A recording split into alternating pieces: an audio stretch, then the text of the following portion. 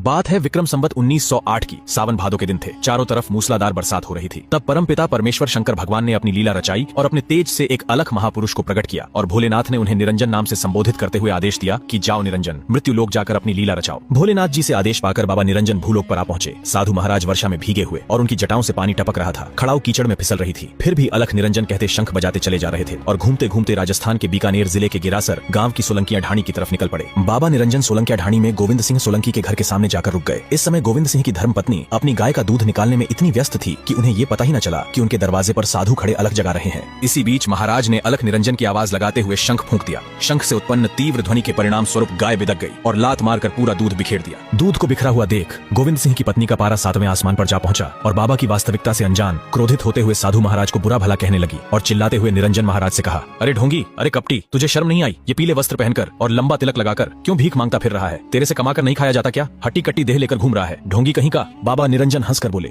माता दोष क्यों लगाती हो? हम तो अभी आए हैं, अभी चले जाएंगे, 2 पल के मेहमान हैं। तभी गोविंद सिंह की पत्नी क्रोधित होकर बोली, चल चल आगे का रास्ता नाप। बाबा निरंजन मुस्कुराते हुए वहां से चल पड़े। इसी दौरान दूर झोपड़ी के पास बैठे गोविंद सिंह जी के पिता श्री न्यादर सिंह जी की नजर बाबा पर पड़ी। अपने घर से साधु महाराज को खाली हाथ वापस लौटते देख उन्होंने सोचा जरूर घर की औरतों ने कुछ कह दिया होगा, इसीलिए नाराज होकर जा रहे हैं। साफ मन के गोविंद सिंह जी और उनके पिता न्यादर सिंह जी को जल्दबाजी में कुछ समझ न आया और हड़बड़ी में एक कलश में जल लेकर उनके पीछे दौड़ पड़े और विनती करने लगे कि घर की औरतों द्वारा बोले गए कटु वचनों के लिए क्षमा करें, वे अबोध अज्ञान है। मगर साधु महाराज बिना कुछ सुने मुस्कुराते हुए आगे बढ़े चले जा रहे थे। तब श्री न्यादर सिंह जी ने बाबा निरंजन से कहा, अच्छा ठीक है महाराज, मेरे द्वारा लाया गया थोड़ा जल ही ग्रहण कर लीजिए। जब बाबा निरंजन ने शीतल जल ग्रहण किया तो उनको थोड़ी ठंडक पहुंची। उन्होंने कहा, जाओ, तुम्हें क्षमा किया। तब गोविंद सिंह जी ने बाबा से निवेदन किया कि ऐसे नहीं, अगर आपने सच में हमें माफ कर दिया है तो कृपया हमारे घर पधारें और हमें आपकी सेवा करने का सौभाग्य प्रदान करें। इस पर बाबा निरंजन हंसने लगे और मुस्कुराते हुए गोविंद सिंह जी के साथ उनके घर की तरफ चल दिए। जिसके बाद बाबा निरंजन ने गोविंद सिंह जी को एक नाड़ी खोदने और एक नीम का पेड़ लगाने का आदेश दिया। आज्ञानुसार उन्होंने ऐसा ही किया। तत्पश्चात बाबा निरंजन ने वहाँ 12 महीने खड़े होकर तपस्या की। इसी दौरान गोविंद सिंह और उनकी धर्मपत्नी